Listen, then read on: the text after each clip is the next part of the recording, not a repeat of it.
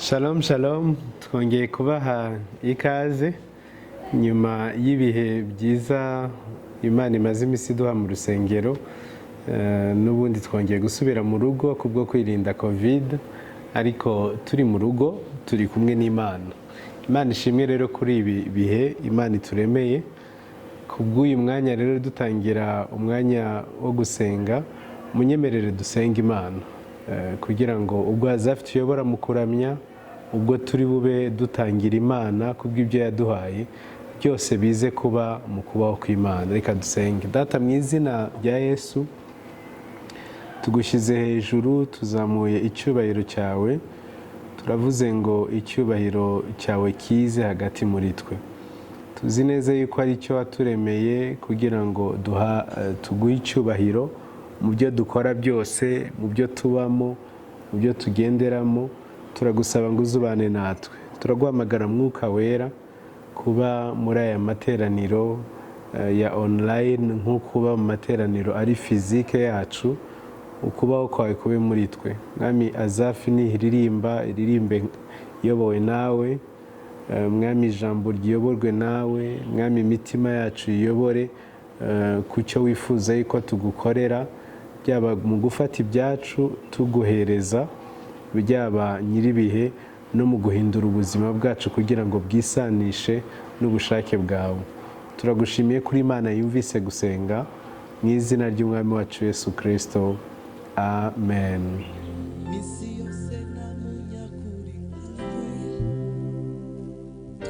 Twashobora kwizera misi yose na munyarukundo, wagereranywa nawe nta n'umunyembabazi, watwakira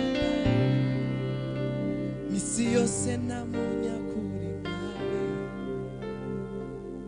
Twashobora kwizera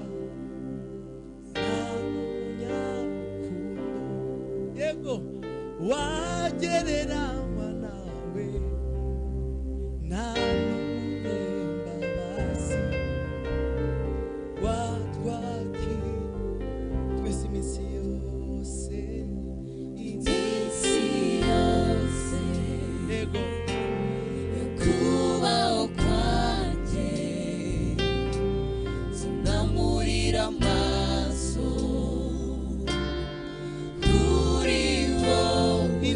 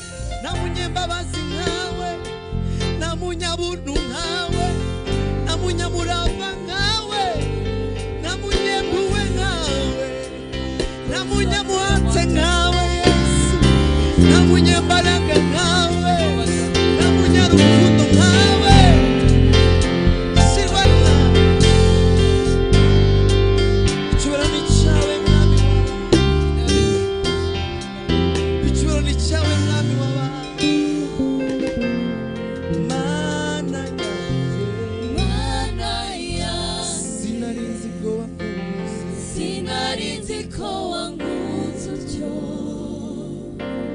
wanyiguriye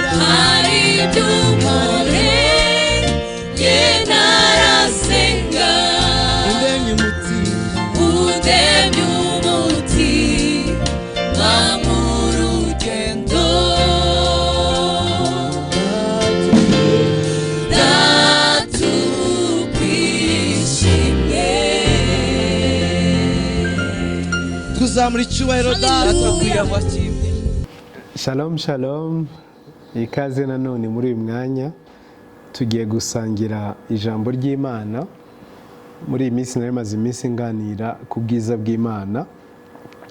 N'ubundi uyu mwanya ndifuza yuko tuganira ku ijambo rigira riti ubwiza buzanwa no kubaho kw'Imana. Ubwiza buzanwa no kubaho kw'Imana, cyangwa ubwiza buzanwa na presence, kubaho kw'Imana.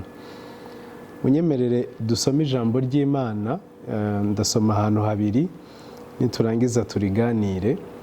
Bibiliya iravuga ngo ariko twebwe twese ubwo tureba ubwiza bw'Umwami tubureba nko mu ndorerwamo, mu maso hacu hadatwikiriye, duhindurirwa gusa nawe tugahabwa ubwiza buruta ubundi kuba bwiza nk'ubw'Umwami w'umwuka. Ndasubiramo, ariko twebwe twese ubwo tureba ubwiza bw'Umwami tubureba nko mu ndorerwamo, mu maso hacu hadatwikiriye, duhindurirwa gusa nawe tugahabwa ubwiza buruta ubundi kuba bwiza nk'ubw'Umwami w'umwuka. Nsome no mu Byahishuwe igice cya 5 umurongo wa 12. Bibiliya iravuga ngo bavuga ijwi rirenga bati umwana w'intama watambwe niwe ukwiriye guhabwa ubutware n'ubutunzi n'ubwenge n'imbaraga no guhimbazwa n'icyubahiro n'ishimwe. Amen. Turaganira ijambo ryiza ridasanzwe muri iyi minsi rivuga kabod. kabod cyangwa ubwiza, icyubahiro cy'Imana.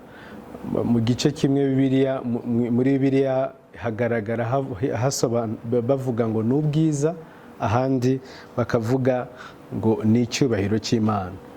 Ijambo ubwiza mu Giheburayo ni ijambo kabod. Kabod mu magambo yoroheje kuyumva, cyangwa ijambo rimwe ryasobanura ubwiza mu Giheburayo ni ijambo kuremera cyangwa weight. Mu yandi magambo iyo bavuze ubwiza bw'Imana ni uburemere bw'Imana, ni ukuremera ko kubaho kwayo. Iyo kubaho kwayo kwamanukiye ahantu, iyo kubaho kwayo kuri ahantu, uburyo kuremera kwaho kuba kumeze. N'irindi jambo, iryo jambo bakunze kurikoresha bavuga ibintu byinshi. Niyo bavuze ngo uyu muntu aratunze, ni umutunzi, mu Bagiriki nako mu Baheburayo bashobora kuvuga ngo uyu muntu afite kabod cyangwa afite icyubahiro. Iyo bakoresheje iryo jambo ni nko kuvuga ngo aratunze. Mbega ni kimwe no mu Rwanda, iyo umuntu ashoboye baravuga ngo mbega arakomeye. Yego, iyo afite ubushobozi ushobora kuvuga ngo uriya muntu arakomeye muri aka gace kubera ko wenda afite amafaranga menshi. Wenda nko mu gitabo cy'Itangiriro igice cya 31 umurongo wa 1 niho Bibiliya itwereka uburyo Yakobo yakomeye. Noneho amaze gutunga ngo abana ba Labani barahaguruka baravuga ngo uyu muntu yatungishijwe n'ibya data. Ubutunzi, aho hantu bakoresha ngo ubutunzi afite ni ukubera ibya data. Ubwo butunzi nabwo bajya bakoresha kabod. Ni ijambo rikunze gukoreshwa bashaka kuvuga ngo, aho kuvuga ngo umuyobozi afite wenda n'urugero ubushobozi cyangwa afite imbaraga mu gihugu, cyangwa imbaraga politiki, cyangwa imbaraga z'igisirikare, bakavuga ngo afite glory, afite icyubahiro. Iryo jambo ryose risobanura kabod. Nta jambo rimwe mu Kigiriki gishobora gusobanura kabod. Wenda nshaka kuvuga, nagerageje gushaka ijambo muri Bibiliya rishobora, verse imwe muri Bibiliya ishobora guhita igerageza guhuriza hamwe ijambo ubwiza. Niryo rino jambo dusomye mu Byahishuwe igice cya 5 umurongo wa 12. Bibiliya iravuga ngo umwana w'intama watambwe niwe ukwiriye guhabwa ibigize kabod, ubutware, ubutunzi, ubwenge, imbaraga, guhimbazwa, n'ishimwe n'icyubahiro. Hano ishimwe mu Cyongereza ni umugisha cyangwa blessing. N'andi magambo, aho Imana iri haba hari autorite, ubutware bwayo. Haba hari ubutunzi kuko Imana ari umutunzi. Haba hari ubwenge, Imana yimanutse kubaho kwayo kumanukana n'ubwenge bwayo. Haba hari imbaraga zayo. Haba hari guhimbazwa cyangwa honor, kubaha, ahantu hari icyubahiro cy'Imana. Kuremera ko kubaho kw'Imana, kuremera k'ubwiza bw'Imana nako kumanukana n'icyo cyubahiro. Nanone haba hari umugisha w'Imana.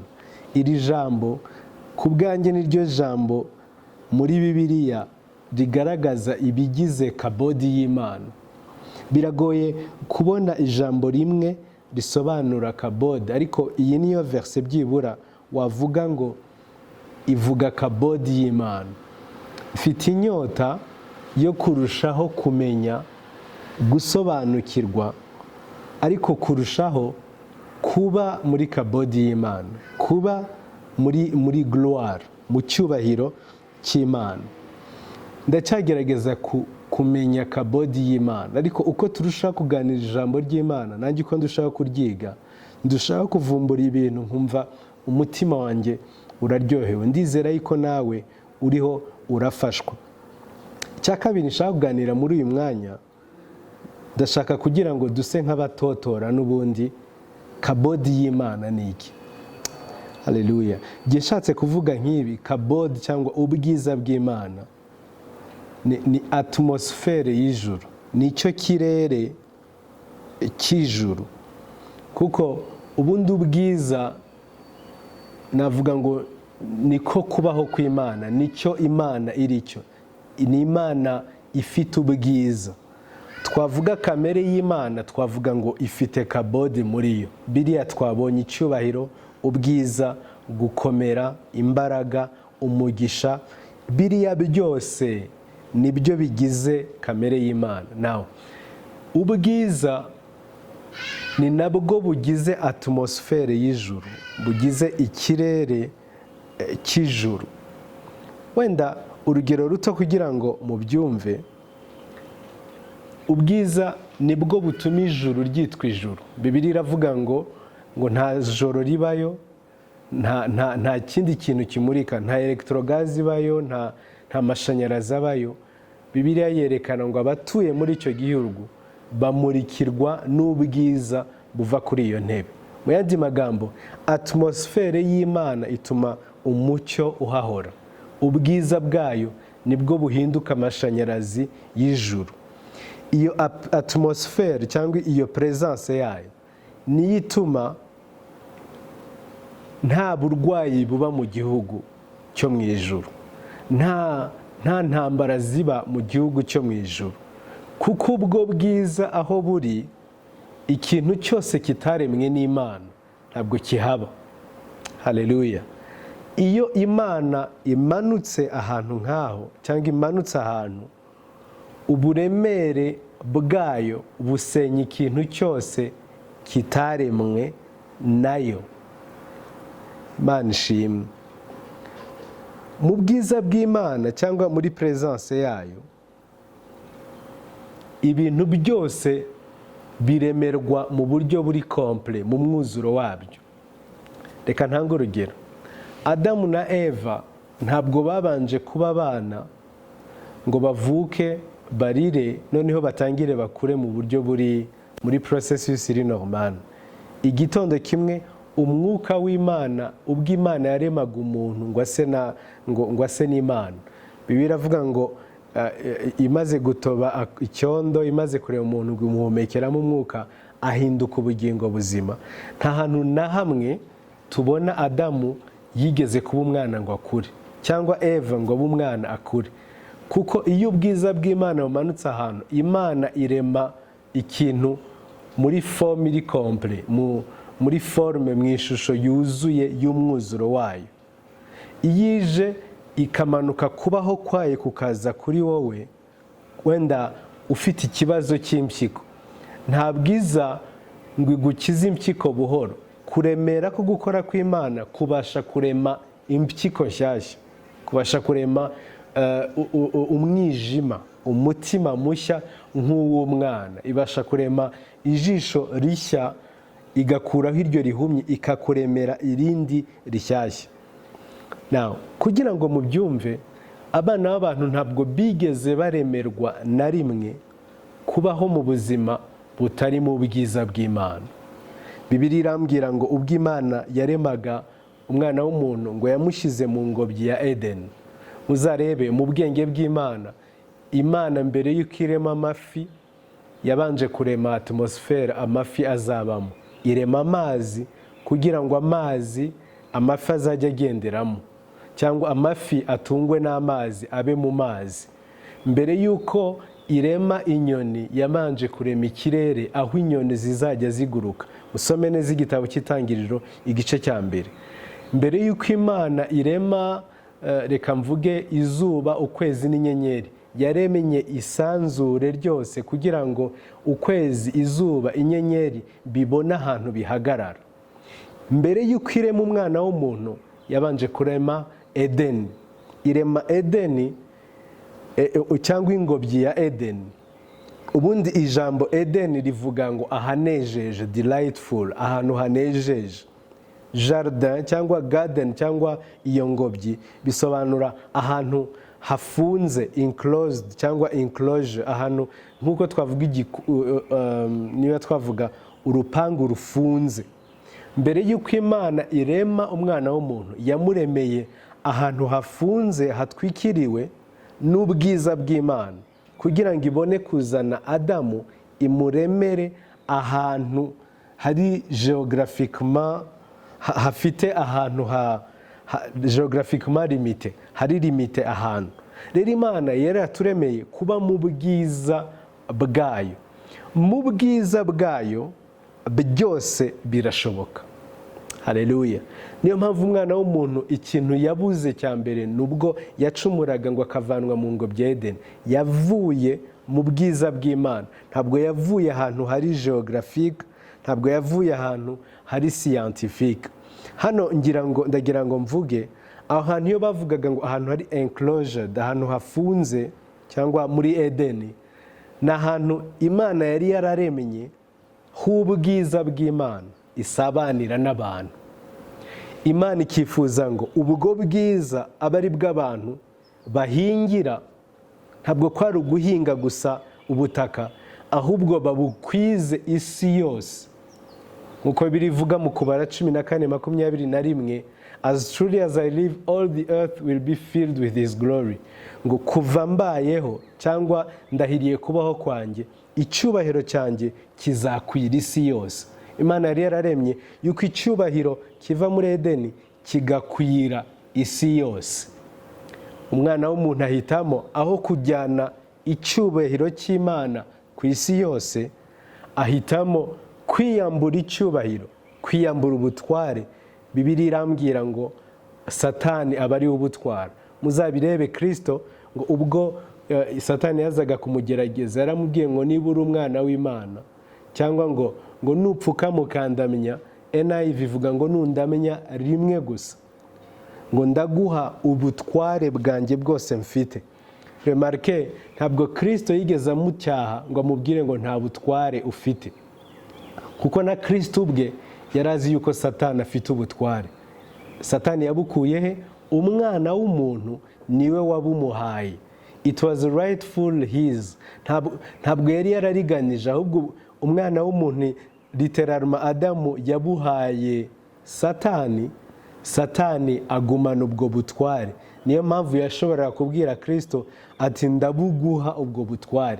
Ntabwo Imana yigeze imucyaha ngo nta butware ufite.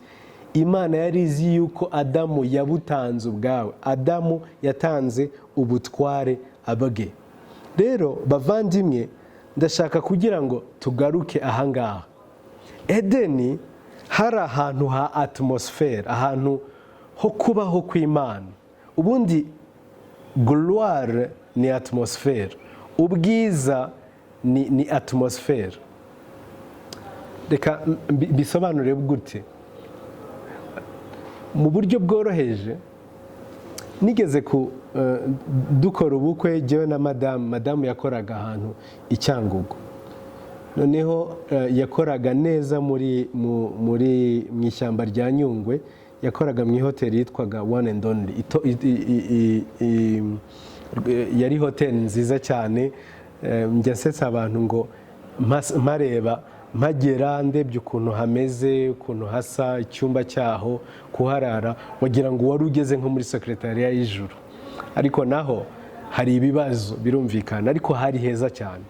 Kimwe mu bintu nakundaga ni ukubona muri iyo hoteli wicaye ukabona nka jardin yabo yari jardin y'icyayi kivuye aha kikagera hegitari n'amahegitari. Ukabona n'icyayi kandi kiryoshye cyane, imvura yakigwamo uri urakireba ukabona ni ibintu byiza cyane, byiza mbega mu buryo udashobora kumva.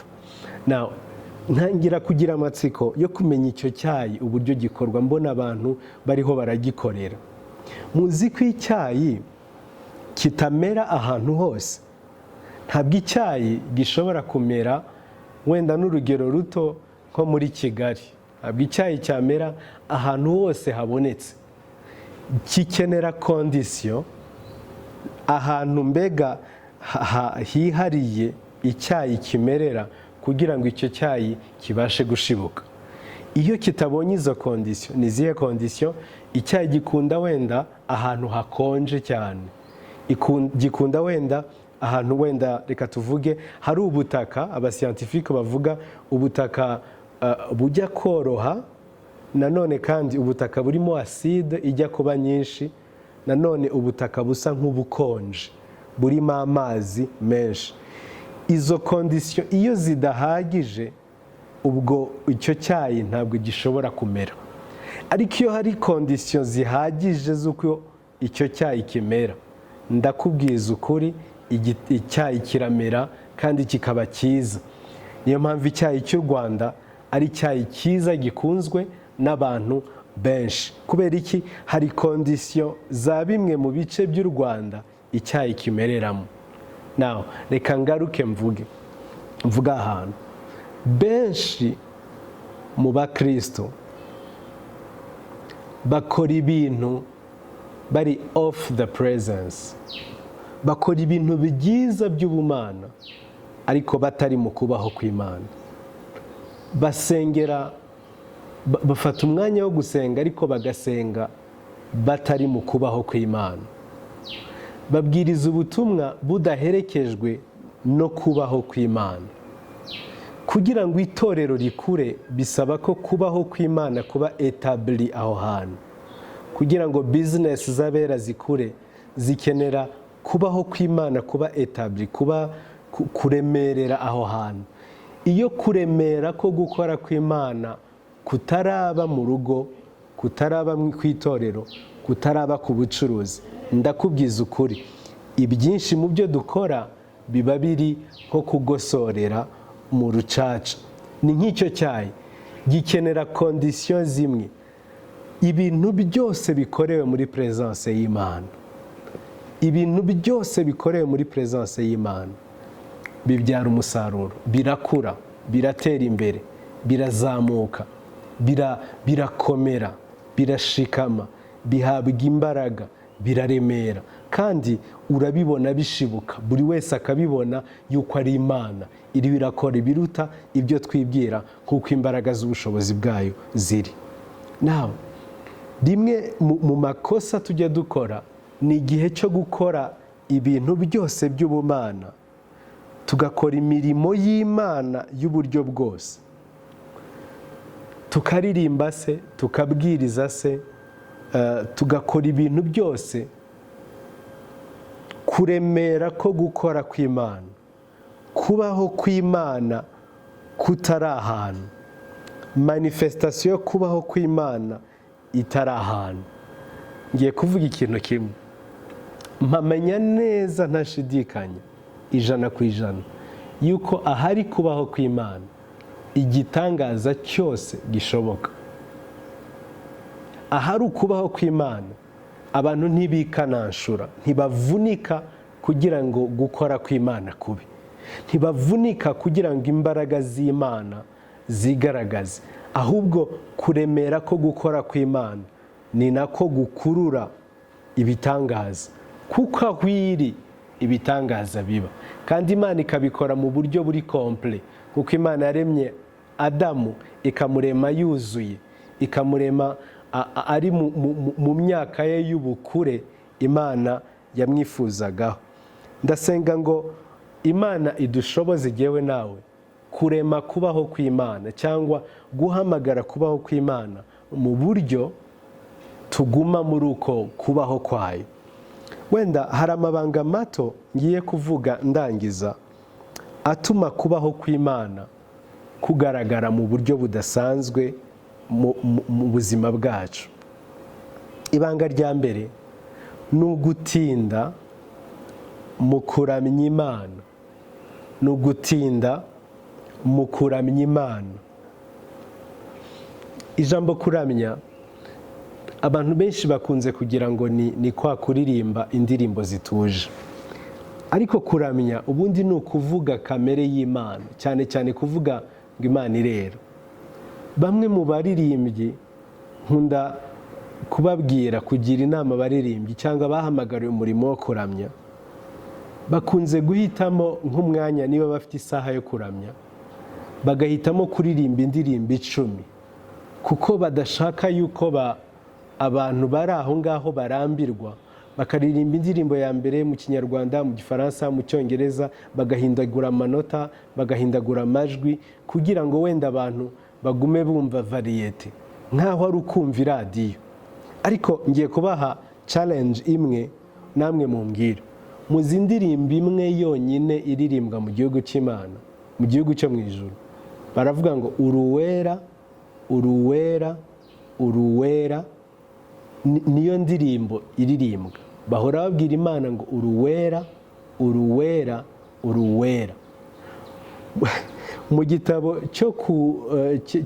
cya Revelation cyangwa cy'Ibyahishuwe 5:12, Bibiliya iravuga ngo bahitamo baririmba indirimbo nshya, baravuga ngo ni wowe ukwiriye ngo gufata ibimenyetso ngo batangiye kuramya Kristo. Banje baravuga ngo babwiririmbira umwana w'intama, ngo umwana w'intama arakwiriye ngo guhabwa icyubahiro, ubwiza. Bahinduye rimwe mu ijuru, bahindura indirimbo rimwe mu ijuru. Now I have a solution. Biba kuramya, iyo utangiye utinze, si ngombwa guhindura indirimbo. Ugafata indirimbo imwe ukayiririmba, utangira ukayiririmba, ugafata umwanya wo kuvuga uruwera, uruwera, uruwera. Washaka ukayisubiramo inshuro 100. Ntabwo ari twebwe, ntabwo ari Imana irambirwa iyo ndirimbo, ni twebwe tuyirambirwa. Kandi ibihe byo kuramya bigira ahera n'ahera hahera, bigira igikarabiro, bigira ahabanza, bigira ahera, bigira n'ahera cyane. Iyo urushaho kubikora utekereza gukomera kw'Imana, uririmba indirimbo imwe, rimwe na rimwe ujya utungurwa no kumva utwawe uvuye muri ibi bikuremerera, ibikubuza amahoro, ibikugoye, ibituma uvunika muri iyi minsi. Ugasanga igitondo kimwe utwawe mu kubaho kw'Imana, utwawe mu bwiza budasanzwe bw'Imana. Muri ibyo bihe bya presence byose birashoboka. Reka nsubiremo, byose birashoboka. Ndakwinginga ngo wige kuramya Imana, wige kuramya Imana bitari iby'idini. Utinde imbere y'amaso y'Imana, utinde imbere yo gukora kw'Imana, utinde imbere y'imbaraga z'ububasha bwayo. Nushaka utinde mu ndirimbo imwe, nizishaka zibe ebyiri zonyine, ariko ufate umwanya wo gusenga, ufate umwanya wo kuyiramirizamo, uvuge kamere yayo. Oh haleluya. Ndagira ngo muri iki gihe tukiriho turavuga ku kuramya, wige kwetablisa presence y'Imana ahantu hose uri. Mbere y'uko uryama, wetablise presence y'Imana. Umunsi wose wirirwe presence y'Imana wayihaye agaciro. Washyiramo indirimbo yo kuramya mu kazi kawe, aho uriho urakorera muri biro mu buryo butuje, cyangwa mu modoka yawe. Wabigenza ukundi, wumve ugumye mu bihe by'ubumana. Wirirwemo, ubyukire muri byo, urare muri byo. Ngiye kukubwira ikintu wenda birashoboka ko utagitekereje gutya. Mbese mwari mwasoma ahantu bagiye bavuga ngo Mana turasenga, turagusaba Mana uduhe ubwenge nk'ubwa Salomo. Ko biri tubwira ngo nta muntu wigeze kugira ubwenge umeze nka Salomo. Bibiliya iravuga ngo uruta Salomo ari we Kristo, ngo ari hagati muri mwe. Uruta Salomo ari we Kristo, ari hagati muri mwe. Noneho reka mvuge ikintu. Muzi ko ubwenge Salomo yahawe, bwa bwenge tujya tugira Salomo yahawe. Mwari muzi yuko yabuhawe ari mu bitotsi asinziriye? Mu yandi magambo, yabuhawe aryamye, arota ahabwa ubwenge uhereye ubwo ajyana nabwo. Ndashaka kugira ngo utekereze ikintu cyabaye mbere yuko ajya kuryama ngo ahabwe ubwo bwenge. Bibiliya iravuga ngo yagiye ku kanunga gasumba utundi, asaba Imana kumuha ubwenge, atamba ibitambo. Mu yandi magambo, mu kuryama kwe yaryamenye presence y'Imana iri aho. Yasinziriye ku kanunga gasumba utundi, ariko yamaze gukora ibikorwa byo kuramya, byo gutambira Imana. Oh haleluya. Mbega ukuntu ubwenge benshi bavunikira mu kubona, mu gusoma ibitabo. Umugabo umwe yabuhawe ari mu bitotsi. Bibiliya iravuga ngo bibahiruhiriza ubusa ngo kurya umutsima w'umuruho ngo nyamara ngo abandi ab'Imana ikunda Imana ibibahera mu bitotsi. Imana yamuhaye ubwenge buyobora ibihugu, ubwenge butwara ekonomi y'igihugu, ubwenge bucira imanza Abisiraheli. Umutipe yigonewa, umutipe ariho aragona, like literally yari ariho aragona. N'igihe turiho turagona, Imana ibasha kudusanga ikatwihera ubwenge bwayo, ikatwihera imbaraga zayo, ikatwihera kubaho kwayo, ikatwihera kugira neza kwayo. Icyampa tukiga kwetablisa kubaho kw'Imana ahantu hose turi. Tukiga kwetablisa kubaho kw'Imana mu mamodoka yacu, mu nzu zacu, mu kazi kwacu, aho turi hose. Kuko ntituzi igihe Imana izavugira, n'igihe izazira kuduha icyo tuyishakaho, n'igihe izazira kongera ubuntu ku buzima bwacu. Ariko byose bishoboka aho kubaho kwayo kuri.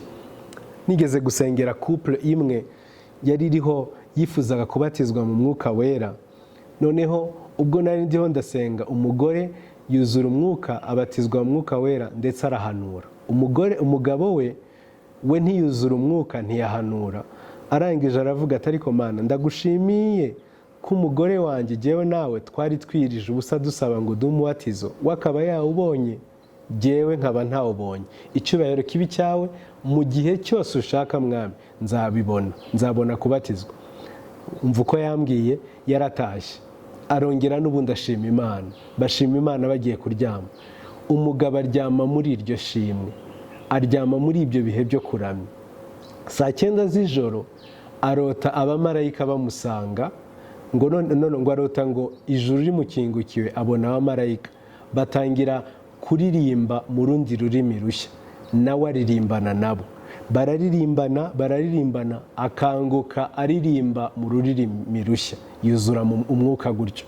Aririmbira mu rurimi, amasaha yo ku kazi yo kujya ku kazi aragera, ajya koga aririmba mu rurimi, yambara aririmba mu rurimi, atwara imodoka aririmba mu rurimi, ngo ageze mu kazi arikingirana ko yari afite isoni zo kugira icyo aza kuvuga. Ngo ariko muri pause asubirayo, ajya kuririmba mu rurimi rushya, ajya gusenga mu rurimi rushya. Ngiye kukubwira ikintu, muri presence y'Imana icyo wari warabuze ubasha kugihabwa. Amen. Icyo wari ukeneye ku Mana, mbese ukeneye imbaraga z'Imana, igakwetablisa presence y'Imana.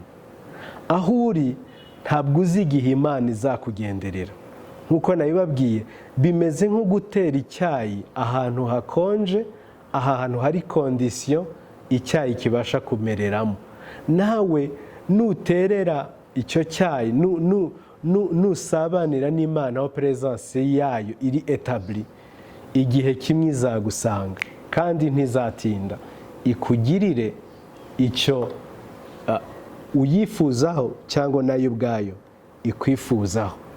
Icya gatatu, iga ibihe byo gusenga no kwiyiriza ubusa udasenze ngo Imana ikuvana mu bukene gusa cyangwa ngo iguhe akandi kazi. Iga gushaka mu maso y'Imana, intego yawe ari iyi ngiyi: ndashaka kubona Kristo, ndashaka kumenya Kristo kurushaho. Bibiliya yatubwiye mu gitabo cy'Abikorino wa 2:3-18, Bibiliya ivuga ubwo twese tureba ubwiza bw'Umwami.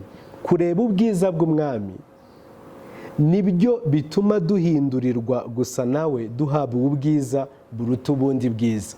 Bibiliya ivuga ngo we are transformed from glory to glory. Iri jambo sinzi ukuntu naribabwira, iri jambo rimazemo igihe, rimazemo umwaka wose, najya gusoma irindi nkumva niryo riguma kugaruka muri jye.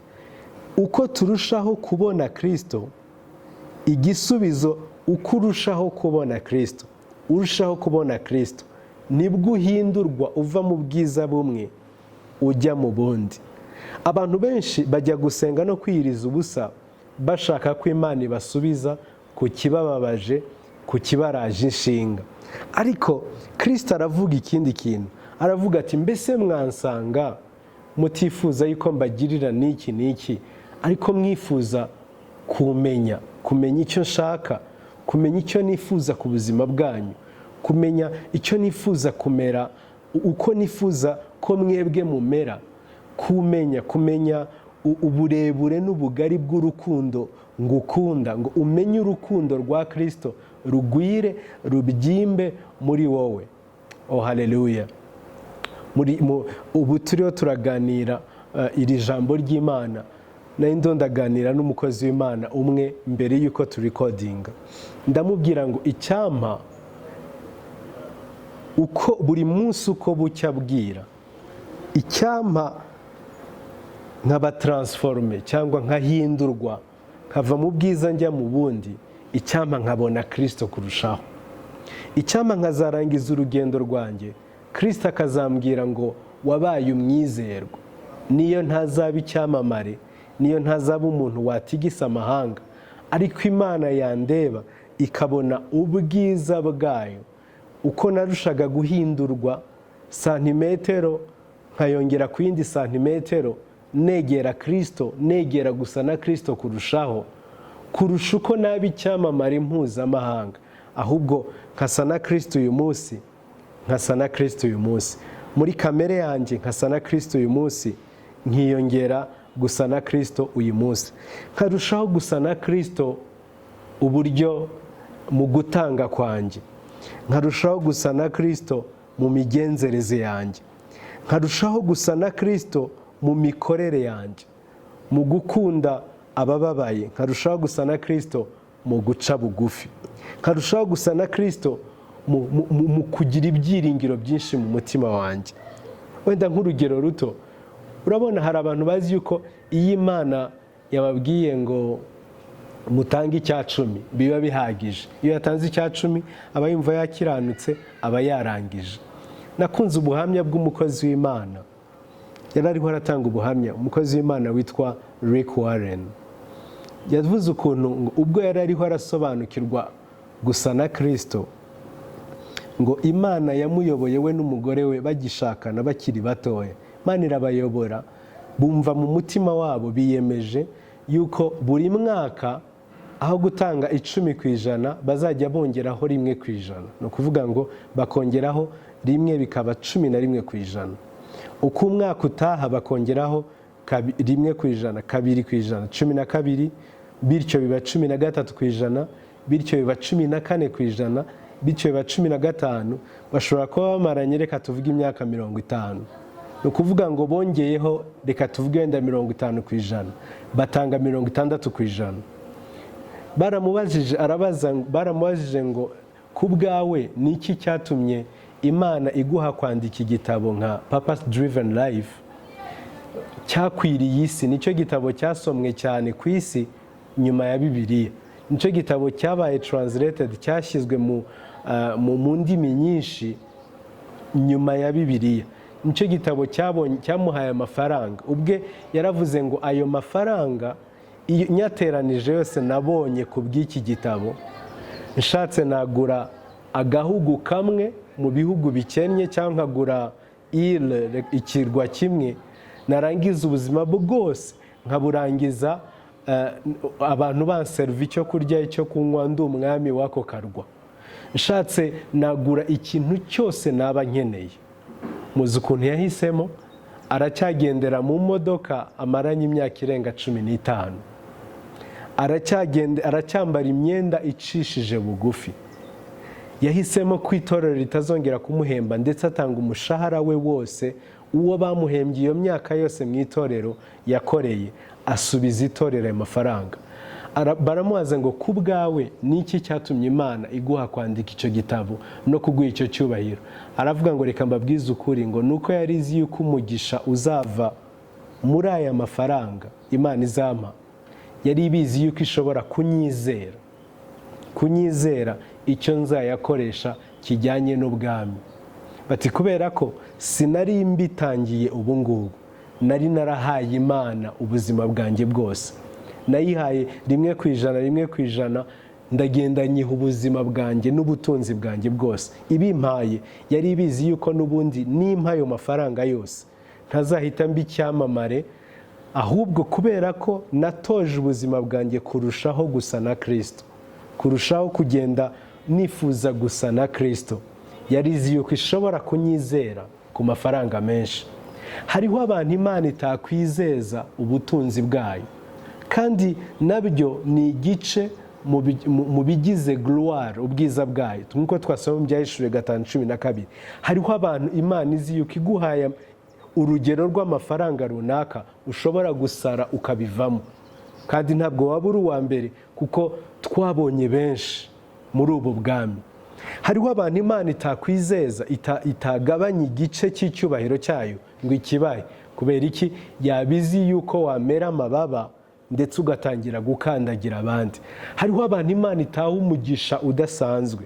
Hariho abantu itageza mu cyubahiro gikomeye. Kubera iki? Ntibatera intambwe yo kurushishwaho gusa na Kristo. Icyifuzo cyabo ni ngirira neza Mana. Mbese ntabwo wakwifuza kuvuga ngo Mwami, ndashaka gusa nawe kandi mu gutanga, ngo wongere mu gutanga. Atari ukubera ko umushumba wakubwiye ngo dukeneye kubaka urusengero, atari ukubera ko umukozi w'Imana akubwiye ngo dukeneye amafaranga yo gukora igiterane, ahubwo ari ukubera ko wowe wifuza gusa na Kristo mu gutangira Imana. Nanone dukeneye gufasha abakene. Hari abantu benshi bahora bambwira ngo nimbona amafaranga, nimbona ibi n'ibi ngibi nzafasha abakene. Niba utabafasha ubu, niba utabafasha ubu nyine nkubwira, nta nubwo uzabafasha Imana niguha amafaranga. Niba utabasha gusura abarwayi, iyo aguhaye noneho ntituzongera kukubona. Hariho abantu bameze gutyo. Ukeneye gukura urushirizwaho gusa na Kristo mu guca bugufi mu buryo bworoshye. Nawe reka ndangirize kuri aka kantu kanejeje k'abakozi b'Imana bagera muri 4 bihaye intego y'ubuzima, kandi ni naryo banga ry'umuhamagaro wabo. Uwo mukozi w'Imana ni uwitwa Billy Graham, ndetse n'itsinda rye yari ayoboye ryarimo abantu 3 bayoboraga abandi. Murabizi ko ministere ye yabaye nini. Umunsi umwe ngo bari ahantu muri California, ahantu hitwaga Modesto. Imana ibayobora gufata ibihe byo gusenga. Noneho bariho barasenga, umukozi w'Imana witwa Billy Graham abwira bagenzi be, arababwira ngo ndumva Imana inshira ku mutima ikintu, buri wese ajye mu cyumba cye yandike ku rupapuro ibintu ajya abona bigusha abakozi b'Imana. Buri wese akora liste nini, n'undi akora liste nini, n'undi akora liste nini. Barangije barayizana, barongera barahura. Barangije barayiteranya, basanga bose baravuga bimwe bitandukanye. Basohora ikintu cyanditswe kizayobora ubuzima bwabo, kugira ngo barushirizeho gusa na Kristo, ariko nanone umurimo wabo w'Imana uzarushaho gutera imbere. Bavuga ibintu 4 byaje kuvamo icyitwa Modesto Manifesto. Barangije dore icyo bavuze, ngo icyambere, Imana nibaha ubushobozi bwo gukora ibiterane binini, ngo biyemeza kutazigera na rimwe begzagera iby'Imana izaba yakoze, ngo babibyimbye babikabye. Dufate niba igiterane cyajemo abantu 5,000, bagomba kuba sure bakabara umutwe ku wundi, kugira ngo muri raporo batanga baha abantu babo bavuge bati mu giterane hari abantu 5,000, hakijijwe abantu 10, abakize indwara bari 2. Mbega ibyo byose bakabigira Imana bati tuzirinde kwegzagera, kuko bagiga babona abakozi b'Imana bakabya. Muri iyi minsi hari abakozi b'Imana bakabya, bagira gutya bakavuga ikintu wari uhari icyo kintu kiba ukagira ngo ni ikintu gishyashya, ariko kubera iki harimo amagambo menshi yo kubeshya. Ikindi cya kabiri banditse, baravuga ngo icya kabiri, kwirinda kutabana n'umuntu w'igitsina gore ahantu hakingiranye, utari nyoko, utari umugore wawe, utari umwana wawe, utari na mushiki wawe. Bati undi muntu wese w'igitsina gore mudafite isano, ngo kwirinda kutabana ahantu hakingiranye. ni benshi mu bantu b'Imana bishwe n'ibihe bya counseling kubera kutamenya uburyo barinda n'ubuzima bwabo. Icya gatatu biyemeje, bariyemeza ngo muri ministere yabo bagira umushahara uri presi kandi muto utahambaye wo ku rugero nk'urw'abandi cyangwa rudahambaye bitari hejuru, ariko uwo mushahara uzajya ugenwa na board of directors, bavuga itsinda mbega riyobora board, bamwe murabyumva, cyangwa komite nyobozi, ugenwe, ariko ntibazongere kujya bafata nk'ukuntu ituro riguhawe mu nzira cyangwa ituro iryo ari ryo ryose, andi yose ajyaza mu murimo akorwe, ariko bagira umushahara ugenwe. Bemera kubaho mu buzima buri modeste, budatunze cyane nanone budakennye cyane, ariko kugira ngo badatukisha izina ry'Imana, abantu batazajya baza kubakorera za audit bagasanga amafaranga yararigishijwe mu murimo w'Imana no mu nzu y'Imana. Ibyo bintu baravuga ngo twirinde kutazigera gukora icyo kintu. Icya kane biyemeza kutavuga nabi umukozi w'Imana uwo ari we wese, baba bamusanze mu ikosa, baba bamenye amakuru ye aho bagiye mu ivugabutumwa, kutazigera bavuga na rimwe nabi umukozi w'Imana, ngo bamwature, bavuge muri public, bamuremere ibintu, bavuge ibiri byo n'ibitari byo. Baravuga ngo tuzazirike umunwa wacu tuwurinde kwandura, ngo kutavuga nabi. Ibyo bintu uko ari bine bari barabyiyemeje. Muzi cyabaga iteka ryose iyo amateraniro yarangiraga, igiterane mpuzamahanga, amamiliyoni n'amamiliyoni y'abantu bakurikiye, iteka ryose iyo barangizaga bose, niba ari Billy Graham yabwirije cyangwa Barrows yabwirije cyangwa undi muntu, barazaga bakegerana kugira ngo ntihagire satani uwabanyaga ngo wenda aze gutwarwa n'abantu babaga barabateze, abakobwa, abamaraya batandukanye babaga babatega cyangwa ibindi, bagahorana iteka ryose. Umugabo witwa Billy Graham, ubuyobozi bwe buranyaspira mu buryo budasanzwe. Abo bagabo b'Imana ndetse n'abandi bagiye baza, barangije umurimo w'Imana, nta n'umwe ubarega ibyo byaha bavuze. Noneho ntibarangiza banganye, barangiza bakundana, mu buryo imyaka yabo kugeza Billy Graham yitabye Imana, bose bari barubatse nko ku gasozi kamwe, barangiza ubuzima bwabo bakishimiranye, bakinezeranwe, bakibwiriza ubutumwa hamwe, bagisengana, bakegerana, bakora marshe ya gisaza, umwe asura undi yarwaye, begeranye bari hamwe.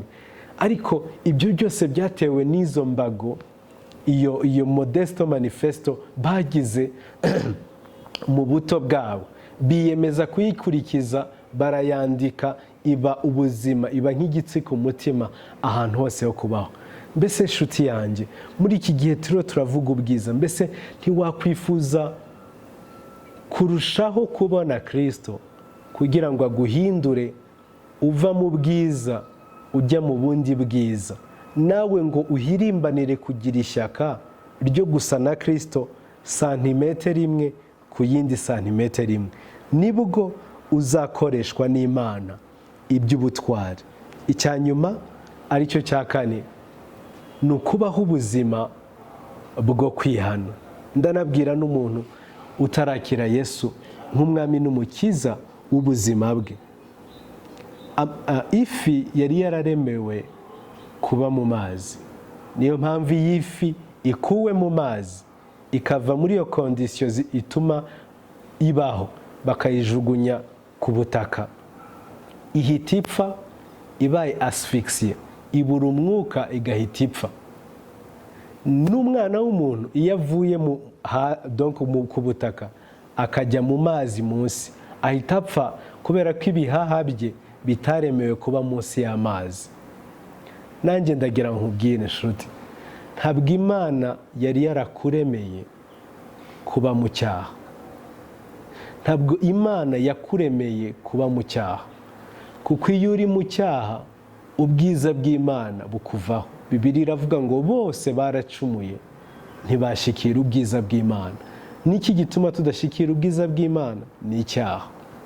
Wowe uba mu cyaha uba mu nzira z'ubusambanyi, zo kwiba, z'icyaha cy'uburyo bwose, iteka ryose icyaha kizagigukurura kigusunike aho utigeze kugambirira kugera. Wisanga igitondo kimwe uri muri prison, wisanga igitondo kimwe uri mu burwayi, wisanga igitondo kimwe uri mu gahinda gateye isoni, ngo ufitiye igisubizo. Va muri izo kondisiyo zikwica, va muri izo kondisiyo zikunamura, garuka mu kubaho kw'Imana, garuka mu busabane n'Imana, garuka mu kugendererwa n'Imana. Haleluya. Ndifuza kuguha amahirwe uyu mwanya nsoza, niba ushaka kugaruka mu bwiza bw'Imana, ngo ubwiza bw'Imana uburasire ubugingo bwawe. Urasubiramo aya magambo uvuga uti, Mwami Yesu, negereye intebe yawe, ndagusabye ngo umbabarire ibyaha byanjye, byezwe mu maraso wamennye ku musaraba. Mutima wanjye urizeye, ndetse akanwa kanjye karatuye yuko wazutse mu bapfuye. Umpe imbaraga zo kuguma mu nzu yawe, kandi umpe guhindurwa mve mu bwiza njya mu bundi bwiza, kugira ngo ndusheho gusa nawe, mu izina ridasanzwe ry'Umwami wacu Yesu Kristo.